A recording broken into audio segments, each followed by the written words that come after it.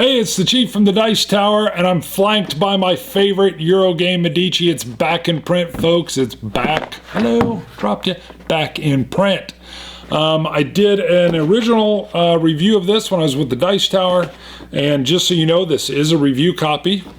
I did purchase this one many years ago.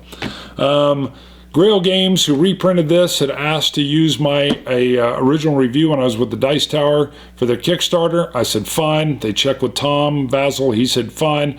They told me they would send me a review copy since they used my review here, and I even told them I'll re-review it. I wanted to put that out because there's been a lot of folks talking about if a reviewer gets a review copy, are they biased? What's the relationship with the company? Well, that's my relationship with the company. I don't know these fellas, but I was ecstatic when it was coming back in print. That being said, getting a review copy will not mean they're going to get a positive review. A matter of fact, if a reprint of this somehow messes up the art or messes up the gameplay, makes it worse, ruins my favorite game, get ready, folks. They will be called out if they wreck my game, which is what I call this. So for me, there is no real bias there. I'll do a straight review. My relationship with the folks watching my videos is where my integrity is, not my relationship with the publishers. Hopefully they enjoy my reviews as well, and I can bring a critical aspect to the review. If you don't think so, then my goodness, there are plenty of reviewers out there that are way better than me. So we're going to go in, we're going to go take a closer look. I will tell you that they've kept some things really cool. They've kept the same kind of wheel that was used in this version, and they even credit the designer that designed the board here. But they've updated the artwork. And the game had a history of being ugly, fun, but ugly. So we'll go in, we'll take a look. I'll give you kind of a rules rundown because I love the rules in this game. It's a good, tight auction bidding game. And then I'll come out and give you my final thoughts on if I think they did a good job with the reprint or not. Let's go take a look. All right, component-wise, I'm going to show you the components and I'll go into the rules. And when I'm showing you components, I'm going to do a little direct comparison because this version of Medici plays perfectly just fine. So I personally don't think you need to upgrade. However, visually, you may want to. Or you may be looking around and all of a sudden a bunch of these show up on the secondary market and you may be asking yourself, do I want to go get the maybe less expensive mode, or do I want to go ahead and get this newest version with the better art? So first of all, let me just show you the comparison with the board. So you can see the board is a little bit smaller. The scoring track actually just fits right around the edge here, and you can see, let me get it so they're actually lined up so they're identical here. So the 25 is here. You can see it's a little bit bigger. You can see this same circular design with the individual goods. All right, you'll even be able to see some of the art here that I'll show you in a little bit, but you've got a little bit bigger size. Second of all, you can just see visually how much this color has changed. And I also wanted to show the scoring track as we go around. You can see it had, I always called this, it just reminded me of like a piano, where you had 90 and then 1, 2, 3, 4, 95. Well, you can see your 90 is still here on the track, but it's actually got this just soft, you can barely see it, 91, 92, 93, 94, 95. I love this. It's subtle. It doesn't ruin the physical nature of the art because it's subdued, but I like it being there. It's just, I don't know, for some reason my brain was always like, hey, go to 93, and I would be like, yeah, okay. But it was just, that's an added touch. Second, why we got it here, you can see the differences. Let me fold it. So here is the famous rat fur. All right, these pelts just don't look that thrilling compared to the larger picture of the pelt here. You can see the pelt dominates the area, the background matches. Here the backgrounds are all the same. You can see the bonus area a little bit better on this older map, but the way it kind of clears out and it's there, it keeps the subtleness of it, but you can see the scoring was there. I maybe could have seen this highlighted a little bit better, kind of like it was here, but given the two, I'll take the newer one every day. I also like all the nice little kind of gold braiding that's around the side. So you can get the feel of it in terms of the visual look. Functionally, it's going to work exactly the same, and I'll get the pieces out and I'll show you how you climb up these tiers, but you can definitely see the difference. All right, let's get this out of the way. Let me show you the boards. So the boards for the old version are thin cardboard, very thin, and you can just see the color palettes. You can tell it's a ship, but it just, these tiles would fit on the side. We'll compare that to, and I've only got 4 of these out. These are thick cardboard. You can see they're fully finished. These are just like thin little cardstock. Excuse me. And you can see they went with the color, so everything's visually identical except for this colored ribbon that comes across. To me, the muted, almost pastel colors of the ships pales in comparison to what you got going on here. The only thing that was a little weird again, and I know I showed it maybe once, was these two are very close. I actually wish they would have gone with a black, a real just jet black, but maybe they were worried it would blend in, or maybe it did blend in with this background. That's probably the only little thing, but come on, you can't doubt these just blow these away, just right out of the water. For those that are wondering, yes, there's a purple. So there's the base colors. I left one in the box. All right, in a 2-player game, you're gonna have these extra tiles, which we've never had before, and they're going to attach like a puzzle piece, which is somehow very satisfying. I just like seeing those extra coins. So in a 2-player game, the 2 players would each add on these extra little tile sets, and you're going to use the same card counts, the number of cards you're going to have or that you remove. I can't remember. I want to say 15. I could be wrong there. But you're going to have the exact same card count for a 3-person game, and they give you these extra areas to carry more goods, and you play it pretty much normal other than that. But I don't know, that's just cool. I'm not used to seeing that. I like that. So the 2-player version brings this in here, so you can actually have 7 cards instead of the 5, and that fills your boat. All right, I'm going to go to one of the player aids. So you get these player aids that come in. I had to go print these player aids here off the Geek. So they give you this little card. So this is how you score the boats.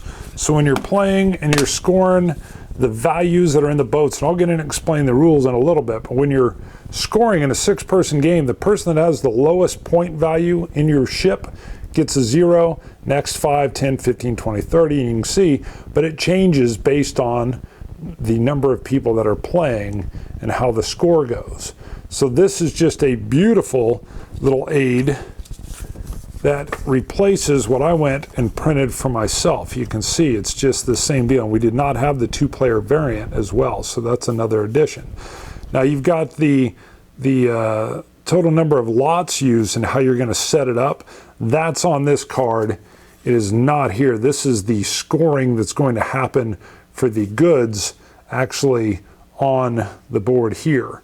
However, it does tell you, it's got a nice little deal that tells you how many types there are of each of these cards. So you're going to have 2 5s, a 4, 3, 2, 1, and a 0. And I'll show you these cards in a little bit.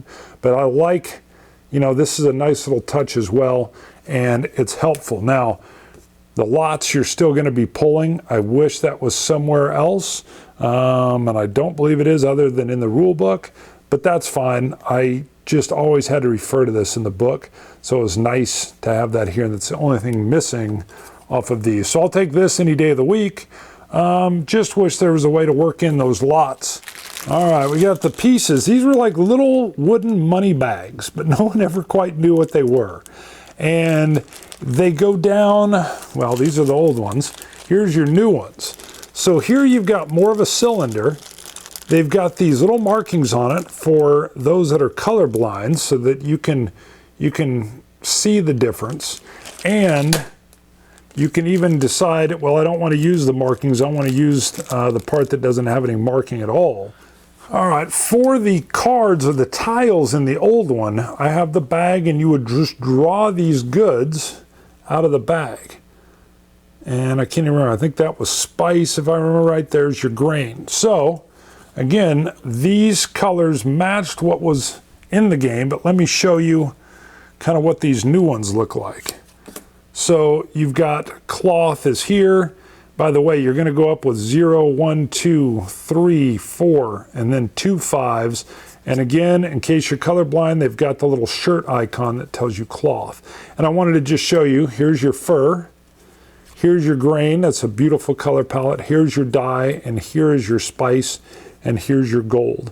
So the cards, in my opinion, are leaps and bounds better than even these thick cardboard. The cardboard were designed that you could have them all laying out on the table and just draw randomly, or you can throw them in the bag and draw them out of the bag. Love drawing them out of the bag, but I'll take a nice compact shuffle deck of cards that goes around the table and you draw your goods off of that. It's just less fiddly, and I personally like the artwork that's on these new cards better. Now you got the whole deck here, so with that being on the back, but definitely an upgrade, and it just makes for a more compact package as it moves around the table. All right, let me show you gameplay real quick. The board is set up, so all of these tokens are not even starting on the climb, and I'll show you how that works as we go through the rounds. Everybody starts with 40 florins, or victory points, or money. In a 2 to 4 person game and a 5 to 6 person game, you actually drop it down to 30. And your tokens will match exactly what's on the board here, so that'll be what's up there. And I think that might slide off a little bit as I move up, but I want to keep this kind of in the center. Now normally this won't be here, this will be off and not in the middle of the action, but just for filming purposes I wanted to show it. So a turn simply begins, you select randomly, and let's just pretend there are 4 players here and they're just off to the side. So what'll happen is, let's say I'm the starting player, I have the choice to bring out 1, 2, or 3 goods, and you can look at them before you do this. So I could bring down the 1. Now again, this will be off the board, but just for ease. So I have a number 3 fur. Now think of the numbers as like 5 would be just phenomenal fur, and a 0, it's moth-eaten, or it's just got all kinds of problems with the fur. So think of them as quality. And I decide I'm only going to bring out 1 good. I could bring out a second, take a look, or a third, but let's just say I want to pull out only 1. The bidding actually starts with the player to your left. So green would have a choice. Do they want to bid? They could bid 5 florins or 5 amount of money to get that card. Probably wouldn't be too wise. Let's say they bid 1. Bidding would go to this player. They could either pass, in which case they'll never get another shot at it, or they could overbid. They could say, you know, I will bid actually 3 for that. This player gets the same option, and the player says, nope, I don't want to bid on that at all. That's too much. And I'll be honest with you, at the beginning of the game, if someone was bidding 3 for that, they could just have it. But just to show you how it works, let's say I bid 4. Whoever brings the items to market gets to bid on them last. So I could let him or her have it, or I could take it for myself. So I would take this for myself, and it just goes onto my ship. So I've got some fur of pretty medium quality. I paid 4, and I would just go down 4 on the chart. So I'm spending my money, you probably can't see that, I'm spending my money as I bid, and it's going down. So then it would come to the next person, and let's just say they pull out and they just say, okay, I've got, wow, he's got a grain and it's very low quality. So as far as your boat total goes, he's got a 0. He decides he's going to bring out another one, and he's got a fur. And I'm like, well, I want to collect a lot of fur so that I have it here, but that's pretty low quality. And he decides, you know what, let's pull out 1 more. And he got a 1. So he's got 2 different grains, which would be good for the grain market under here, because you want to monopolize the same kind of group of things. But this is a horrible, horrible point value. So again, the bidding would start here, pass, pass, I don't want it, and he decides, you know what, I could take it. He has to pay at least one. He could get all of these for one, but boy, is that so low quality. He passes, and these basically get thrown over into the sea. They're so junky, they just go out. But let's just fast forward this. Let's just say, oh, let me show you, I have the gold in here somewhere. Maybe it got lost. There is a gold, there it is. The gold, there's only one type of this, but it's worth a value of 10. So when it comes up in an auction, you'll see those auction prices go up. Let's pretend this was auctioned around and I ended up going with a couple spice, and let's say I focused in and I got a real good fur. And let's say the opponent actually bid on this lot here, and he ended up with some grain and he got a couple good cloths. All right, and we'll just show, all you do is once everybody's got a full ship, you're going to go around and you're just going to total your ship value, and then you're going to score it based on the chart, whoever has the highest. So I would score mine. I'm clearly higher with my score. What do I got? 27. So I would have a 27. This poor character ended up with 11, and we would score these other two. But then you look in a four-person game, the person with the highest boat total, so the highest number total, is going to get 30 points. The second person at the table in high number is going to get 20, and then the next is 10, and let's just say this poor green player, he had the lowest or she had the lowest, they're going to get 0 points. So that's the first phase of scoring, and you're going to adjust that on this track. So everybody's score is going to go up based on the number of points they got here. But now you're going to go to the next phase, which is putting the matching goods. So now you're going to ignore the number, and you're going to put the matching goods onto the proper tiers. So let's just look at this one first. All right, we've got 2 of the fur. So I'm red. I'm going to go up 2 ladders basically on this fur track. There is no track for the gold. It helps you out with your point total, but it does not help you anywhere on this monopolizing of goods. However, I do have 2 spice. So I look around, here's my spice, and I go up 2 on that track as well. Now that's going to happen for every other player at the table. And let me just artificially move these up. So now you're going to go around and score these. The person that's in the highest ranked area is going to get 10 points. Second place gets 5. Well, you can see already we've got a tie here. So instead you add them together into 15, split them in half. All right, so everybody's, and then you'll round down. So everybody here is actually, these 2 are going to get 7, and these guys down won't get any points. So red would get 7, green would get 7. You'd come around here where orange or yellow or whatever it is, orange, I guess, peach, they're at the top. They're going to get 10. These 2 players, or sorry, green would get 5.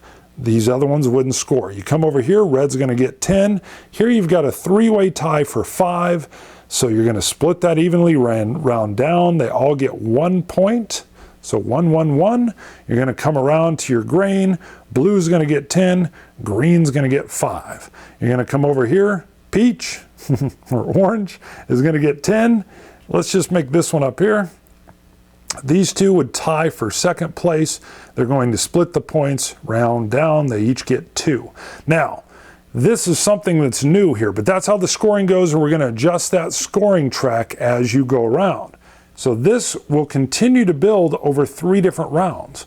You're going to redo the deal where you're trying to get high boat, and then you're going to redo the ranking as what you've collected, and ideally I would monopolize. I could even get 5 fur of the same color, 1, 2, 3, 4, 5, and I can move up to this top tier. Now you may not be able to see, let me zoom in a little bit. There's these bonuses. If I had been in this bonus, I would get 10 for being the highest rank, and I would get a plus 20 if I was in this top tier, for a total of 30 points just for this fur zone. Or if I was down here, I would get 10 plus 10. The other nice thing is for being the highest, you share points, but these bonuses, we would each get 10. So there's a real nice track that you're trying to monopolize and build on a certain good so you can get into these bonuses. Now this is new. There are 3 days or 3 rounds of trading going on, and this is to help you remember. I'll be honest, I usually don't have too much trouble, but every once in a while we've gotten into some table talk, and I will be like, are we on the second or is this the last round? Well, that's what these are for. These are new. So when you finish the first day's trading, you get rid of this one, and now you can tell we're on the second day's trading. When we're done with the second day's trading, now we're into the third and final round. And that's what this shows. And then as you're scoring, generally I always start when I'm scoring around. Let me zoom back out a little bit. Whenever I'm playing a game, I'll say, hey, we're always going to start with fur, and we'll just work around clockwise or whatever. This is there to help you remember. So as we score, let's say the second round, and we go and score fur, we simply turn this over.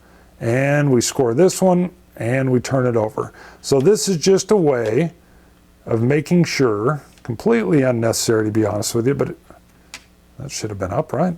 Or did I turn it just now? So then we scored grain, and then we've scored die. Now for the next round, when we score, we'll be able to tell because they'll all get flipped back over at the end of the last round. So this is a little mechanism that's been added to the center spoke. This was not in the version I had or the version I've been showing you, but it's a nice little placekeeper just so you can remember. It's supposed to be the crest of the Medici family, I believe. So that's how those work. You will do this 3 times. Again, 3 days of trading will happen. And at the end of the 3rd day, the person that's got the most victory points, we'll zoom back out a little bit. The person that's got the most victory points as we go around will be the winner. It does say if you're tied, it's a happy tie, and they both win. So that is how gameplay happens. The 3 rounds or the 3 days of trading literally take about 45 minutes to play, maybe a little bit longer when you're teaching, but it's a wash and repeat kind of thing, and everybody gets it really, really quick. All right, I wanted to show one other thing. There is a level of nastiness in this game which makes the bidding so much fun. So let's just look here. White, we're into the bidding phase where people are bringing out goods for auction. White has already purchased some goods. They've got 2 different spices. One's kind of a bad value, one's really good, and they've got 1 fur at a level 2. Well, when you're bidding, when you're involved in a bidding action, I can still bid if this player, let's just assume the player to my left is getting ready. If they bring out 1 good, I can bid on it. I'm still in the bidding process with everybody else at the table. If they bring out 2 goods, I could still bid on it. So let's just show, and I did set this up. Let's say this player brings out, and they're like, okay, we got a 3 fur. And they look around the table and they say, whoa, the white player already has some spice, but that white player is probably going to want that fur. I'm not sure I want that person even to be able to bid if I'm this player. So they could bring out another card and they go, holy moly, now this is like a dream bidding group for the white player. They can still bid on this, and they would definitely want this to both monopolize the type of goods and their good numbers. But all this player has to do, and it's their choice, whoever's bringing the auction can bring out 1 good, 2 goods, and they can look as they go, and they say, well, I'm clearly not going to let this stand, because if I bring out a 3rd card, this player cannot bid any longer. If you're bidding on a set of goods, you have to have room to put them on your ship. And if you don't, in this case, I can only bid on auctions that have 2 cards. So the player decides, I'm going to bring out a 3rd. And I'm dying if I'm the white player, because this is the dream group that I would want to bid on. I would pay a lot for this. And I'm out of the bidding. I can't even get involved in this bidding, and it's going to go to somebody that has room on their ship. And there's another cool little aspect of this that gets nasty. Let's assume this player had been waiting and waiting, and they maybe only had 1 good on their ship, and everybody else had been filling their ship up with goods, and they don't have room for 3 items. Well, the person up there can't bid. The person over here can't bid. the white player can't bid, and it would come back to them, this great count, these very nice goods, a little bit of a gamble on their part, but they could pay 1 florin for them, 1 victory point, they would get all of them. So you've got to be very careful on how you fill up your boat. So as you're going down, if you ended up with this, you're kind of spreading the type of goods that you have, but I wouldn't even be able, if I was the white player, I wouldn't even be able to bid on this. I don't have room for both of those goods. You can't reject anything. When you buy a lot, you have to be able to put that whole lot into your ship. So when we get to this point, yeah, I might want to buy that, but all the players know that, and they may not even give me the option, and they'll, hey, we're going to bring 2 things to bid. So the same thing works if I was the player that was playing white. I would say, okay, here's an option 5. Well, that's awesome. I'm not going to add another good to that because I want the option to bid on this. But let's say I had something that was junky. Let's say it was reversed, and I drew this as the white player, and I'm thinking, well, that's within my goods that I want, but it's so low number, I don't want it. And I may just say, you know what, let's just clear out some cards. Oh, that would have been a horrible mistake. And that happens all the time. I can't change my mind, and I've just thrown out the gold with a good, and I wouldn't be able to bid on the own lot of goods that I brought, because this player would be able to bid, then that player, this player. I'm out of the bid process. So I can bring 2 goods in as long as there's somebody at the table that can bid on it. Now, if everybody at the table only had 1 open slot, I wouldn't be able to bring out 2. There's got to be somebody that can bid on it. But in this case, I brought out gold. It's kind of attached with a yucky kind of deal, but holy moly, somebody would get that.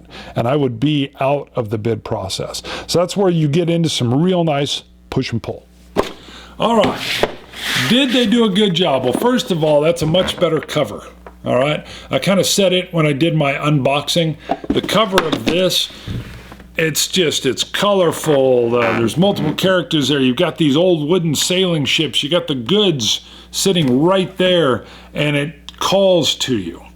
I believe it's a very, very nice upgrade in the art. I love the fact that the 2-player variant comes in this. I like this game with 5 players. It's good with 2. It's great with 6. Will I play it in a 2-player game? Yes. Yes, my wife and I play a lot of 2-player games, so yes, I will. Having these extra boards on there allowed that to be done, and I like it because it is my favorite Euro game. But I do believe this game shines with 5, works very well with 4, and it still works very well with 6. You just don't have that hidden information because you know all the cards will be in play. So you can say, that hasn't come up yet, I need that 5 value good, and in a 6-player game, it will show up sooner or later.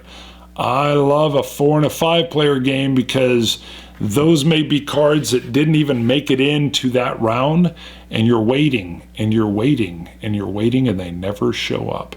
So it's that wild card thing, and maybe you're wanting to monopolize the cloth. You better get on to that number 2 and number 3 cloth, but that 4 or 5, you know, they may not be in there. And then when they do show up in the end and someone's already picked up the cloth that they needed,